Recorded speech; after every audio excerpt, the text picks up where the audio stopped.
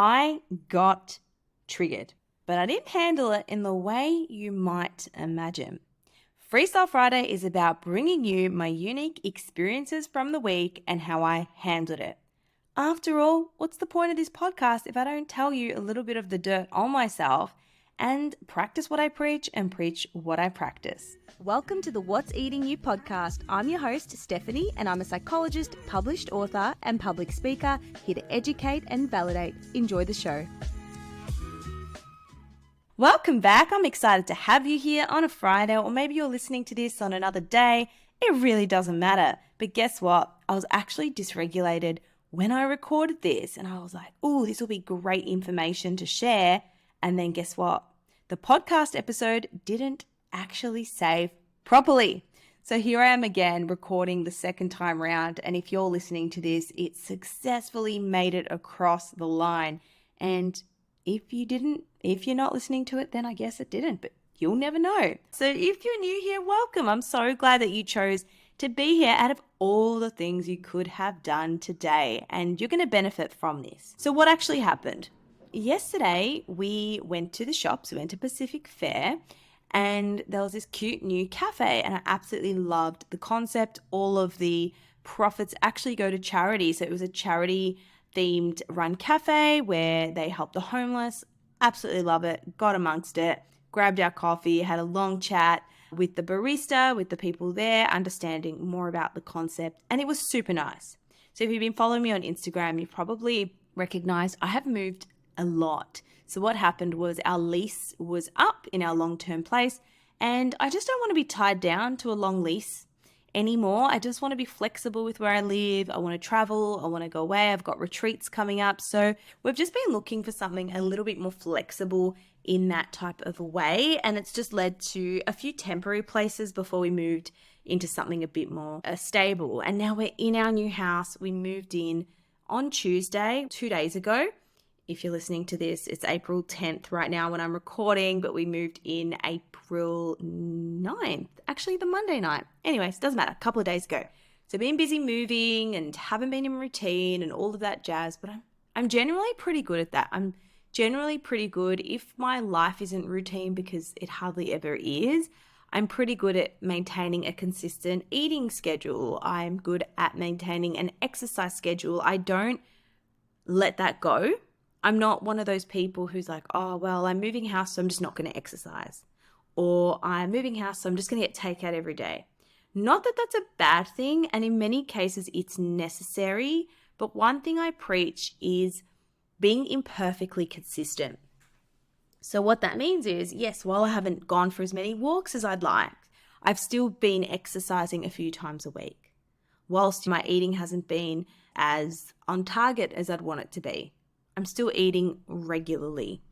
So that's the point I want to drive across. So yes, I have been out of routine, but now we're getting into the swing of things. I've got my internet set up, which is amazing, and I'm here to take you through the story. Now, before I even go into the story, what you're going to get out of this episode is, what is a trigger? What does it mean to be triggered? How can you deal with it effectively? How can you deal with it not effectively? And essentially, I'm going to give you real practical tools that you can implement in your life. This podcast isn't just a passive learning podcast. It is an action podcast. So make sure you got a pen and paper or the notes on your phone to actually write this down and then apply it.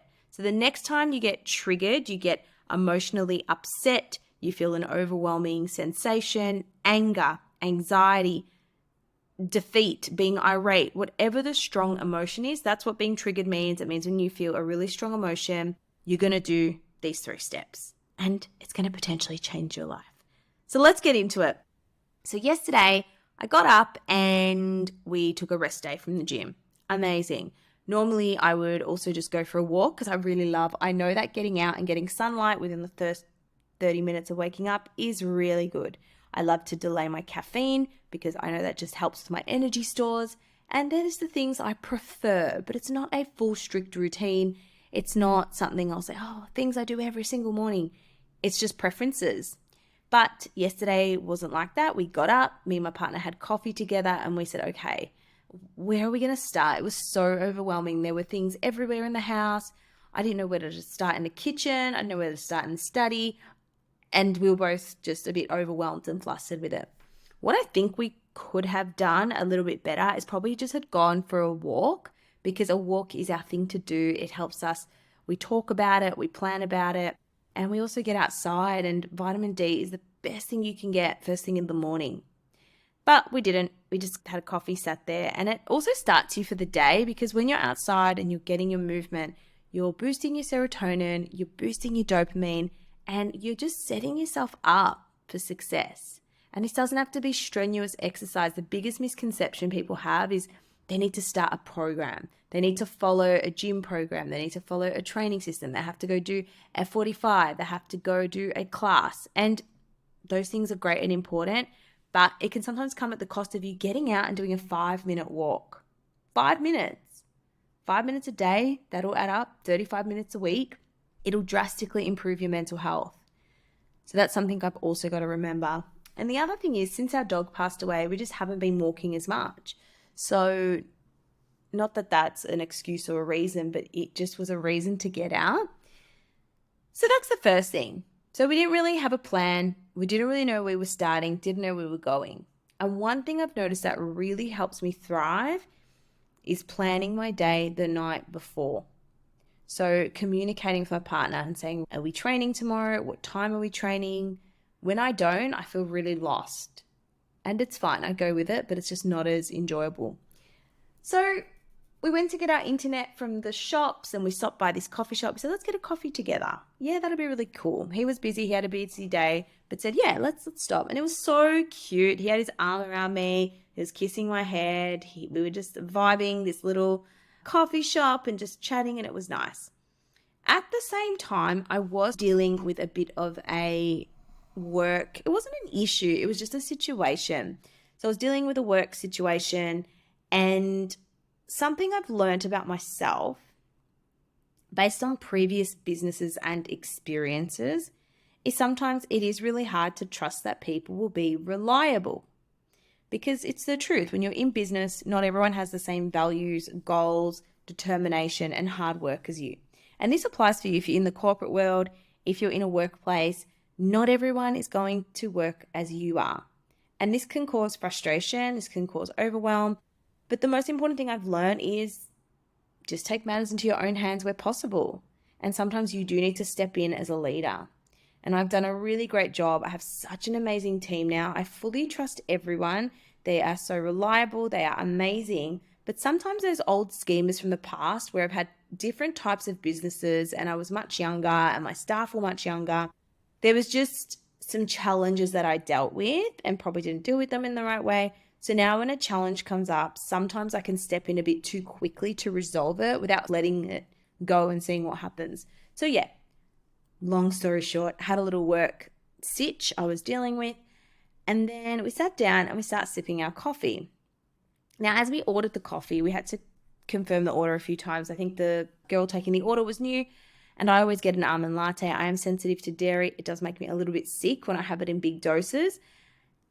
And I sipped the coffee and it tasted really nice, but I knew it wasn't almond milk straight away. And if you know, you know. My partner's it said almond because he got a takeaway cup, whereas I got a have here option, and it tasted completely different. And I just knew. But I had a battle between my head and my heart. There's this strong, assertive part of me that's, no, Steph, speak up. It wasn't your order. They'd be more than happy to fix it for you.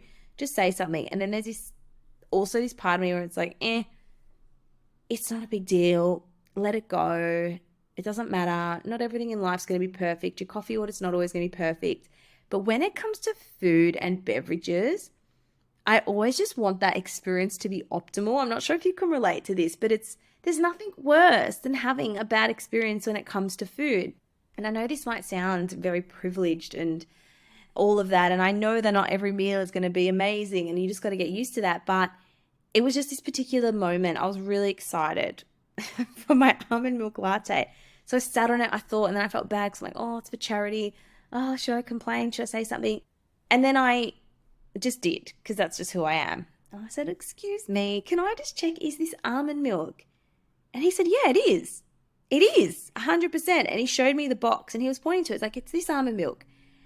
And in that moment, I knew it wasn't, right? Maybe it was. I don't know. Maybe it was. Maybe my taste buds were off that day. But I said, okay, thank you. And I just thought, you know what? Today's not the day. I'm not going to get in a fight. I'm not going to lose it, da-da-da. Maybe it is my taste buds are wrecked. I don't know. But my partner tried it and he's like, no, that's full cream milk, 100%. But he's like, drink mine. And I was like, no, I don't want yours. I want my own. So anyways, this is going to come up later, but that's what happened. And then the work issue started to peak a little bit because when you're out in public, you're trying to do stuff, but your phone's ringing and you get a bit flustered. So it was that. And he said, okay, you ready to go? And I said, yeah, okay, let's go. And I stood up and I'd only half finished my coffee. And then I immediately wanted to be angry at my partner. And I wanted to say, you always rush me. Because he goes, Steph, he said, you haven't finished your coffee yet. There's still half left. And I said, I don't have time to finish it. You need to go now. It's like, no, finish it. It's like, if you don't want it, I'll have it. I'm not going to scull a coffee. That's just not what I do. But I started to walk in the other direction because I started to get really dysregulated and frustrated. And I was in emotional mind. And when you're in emotional mind, you often don't know what's happening. You don't know why you feel this way, but you're just really angry, really annoyed. And when you're in emotional mind, your logical brain shuts down until you regulate yourself. So a dysregulated nervous system, all that means is difficulties managing and responding to emotional stimuli in an appropriate and social acceptable manner. So people might yell, they might scream, they might lose it. And occasionally this is fine. Everyone gets it. I felt really annoyed. I felt really pissed off. And I just started walking the opposite direction. He's like, Steph, where are you going? The car's over here. And I just said, I'll meet you there. Because I knew I was just feeling frustrated. I was flustered. And I was going to take it out on him. Why? Because he's a safe space to project my emotions on. Now, projection is a type of defense mechanism. A defense mechanism are strategies that we subconsciously engage in to protect our ego, right? So, for example, we might be wrong about a situation, but instead of admitting we're wrong, we project it onto the other person and we say, you know what, your communication wasn't clear. It's your fault. And I was noticing the urge to project on him, but I realized that it was a secondary issue. So I walked into a shop and he's like, what are you doing? We're parked this way. And I said, okay. And I walked out and he came up to me and he put his arm around me and I said, I'm angry. I feel angry. He said, I know. He said, it's okay. He just gave me a kiss on the head. And he said, I know. And I was thinking in my head, how do you know? Why are you okay with this? Why are you okay that I'm angry for no reason? It's irrational. It's ridiculous. And in the past, I have been in relationships where my emotions were invalidated and I was told I was emotional. And all women are emotional. You're being dramatic. When actually I wasn't. I'm a very level-headed person. But anyways, it just diffused me. So the first thing you're going to do is you're going to notice when you get triggered and you're going to state it. You're going to state it and you're going to name it so you can tame it. So the first thing you're going to do is you're going to say, I am angry. Even whilst you're feeling super angry. Because naming it, calling it out, takes the pressure off you. I'm feeling angry. And you can feel angry, nothing bad's going to happen. It's what you do with the anger. That's the issue for many people. And then I just decided to tell him. I said to my partner, I dealt with a work issue.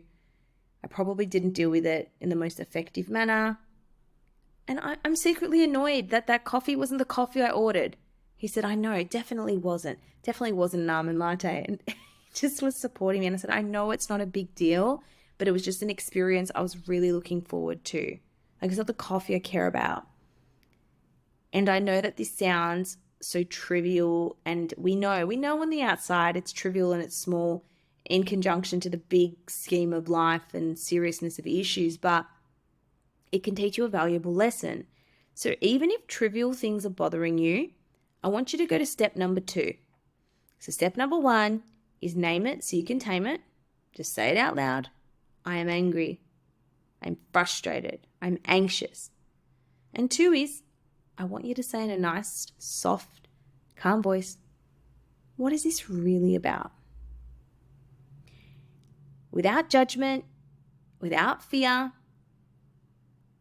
without invalidating yourself, what is this really about? If no one was to judge you, and for me it was, I'm annoyed that I knew that was a full cream coffee and I was told that it wasn't, and I just accepted it because I don't want to cause any kerfuffle, or, I was just happy with the service and the experience, not that it was a coffee, but I just felt, I'm not sure about hospitality. I did work experience at a cafe, and I just don't know if telling someone, yeah, it is almond milk, when they clearly think it wasn't, I'm not sure if that's how you handle it.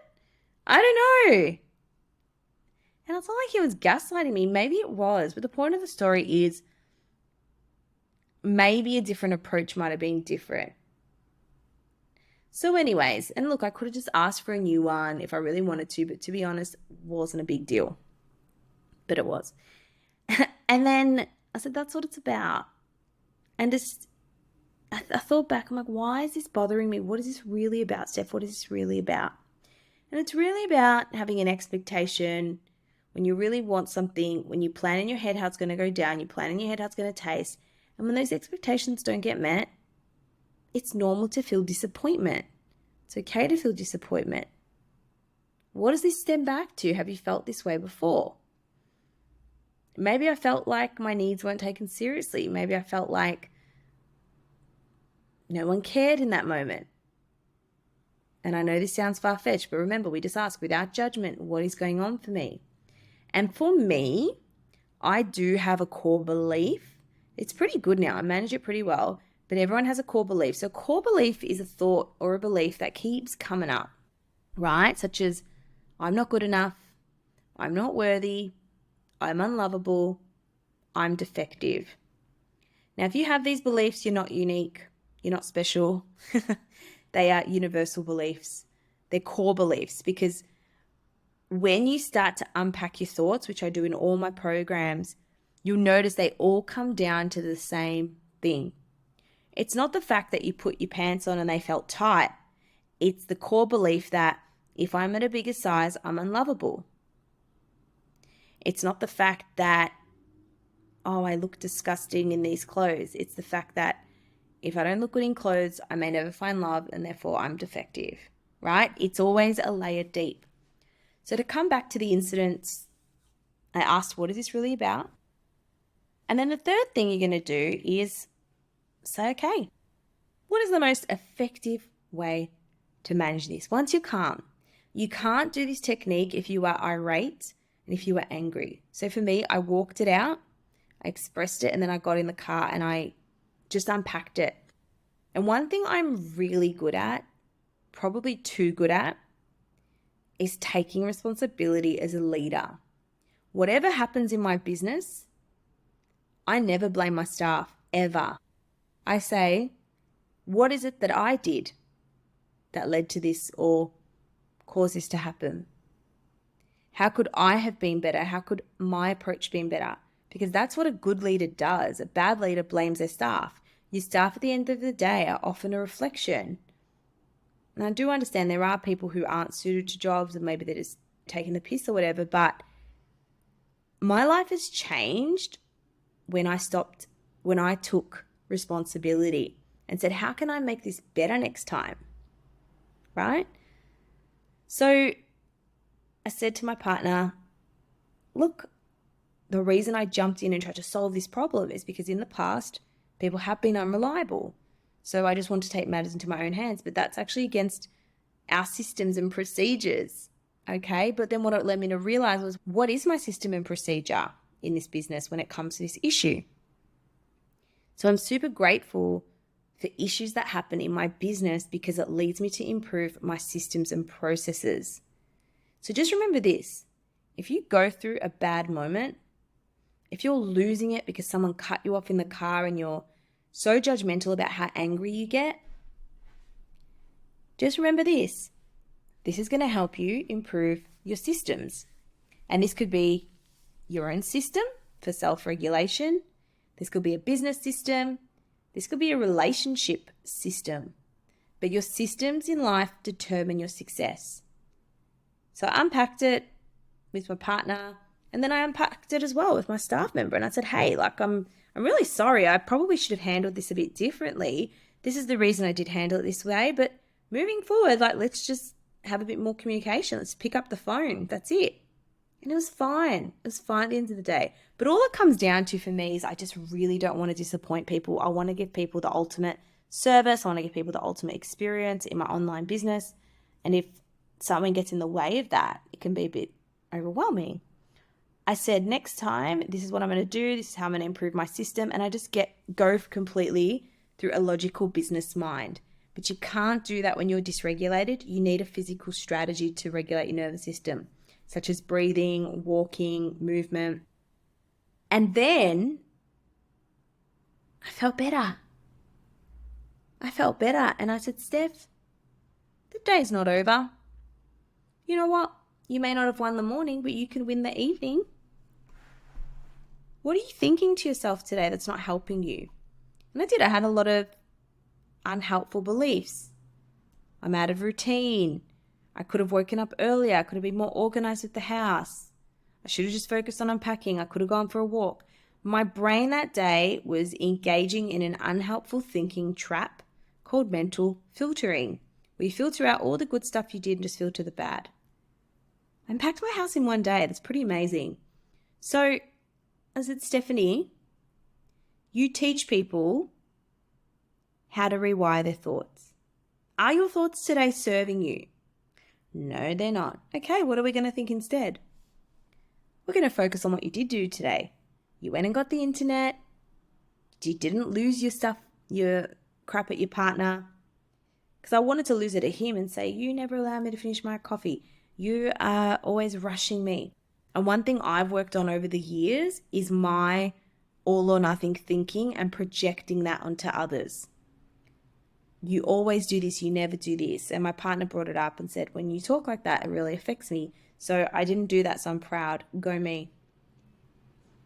I'm really proud that I had the urge to project my frustration of the coffee and the business mistake onto my partner, because that turns it into something that takes the blame and responsibility off me. But instead I recognized it, I called it out, I named it so I could tame it. 2, I spoke about it. I worked out, what is this really about? I asked that question, what is this really about? And then 3, I said, what's the most effective way to move through this? It's to reset, it's to get on with my day, except that, okay, it wasn't an optimal day, but there's so many days it's okay to not be optimal. So in summary, what I want you to take away from this is, I am not perfect, but my skills to quickly pick myself up instead of beat myself up are strong. My skills to rewire my mindset in the moment, act quickly, because I've been doing this for a long time, and it takes practice. When people first start my programs, I was like, it's awkward. It's awkward changing my thoughts. It doesn't feel real. I don't believe it. But over time, you get better and better, and your default pattern of thinking changes. When it's hard to almost have a negative thought that gets you down, you'll recognize them and be like, I know what my brain's trying to do. It's a trap. So in summary, if you need to work on your mindset, do it. If you want to be able to identify situations that bother you, change how long they bother you for, engage in more proactive thinking strategies, I do have a 30-day mindset reset program that you can do. The link is in my profile. And I believe if you put the code TikTok20, you will get a discount on that as well. It's all online. You get course access forever, but it's just something really effective I needed to do. I needed people to have this. I needed people to experience it, what it's like to actually live from a different brain. But if you do struggle with your eating, we go through all of this in Food Freedom as well. So remember, the next time you feel triggered, name it so you can tame it. Ask yourself, what is this really about? And dig deep, go deep, sisters and brothers. And 3, what is the most effective way to move through this and move forward? What system is this going to lead me to improve in my life? If you enjoyed this episode, scroll down and tap the stars If you're on Spotify, if you're on Apple, scroll to get to the review and leave a review. This means a lot to me and I really appreciate you listening to this today. Have the best day and I'll see you in the next episode. Thank you for listening to today's episode. I am truly grateful for you being here. If you got something out of today's show, please take a moment to leave a rating or review. To access more resources or support, check out the show notes below. See you next time.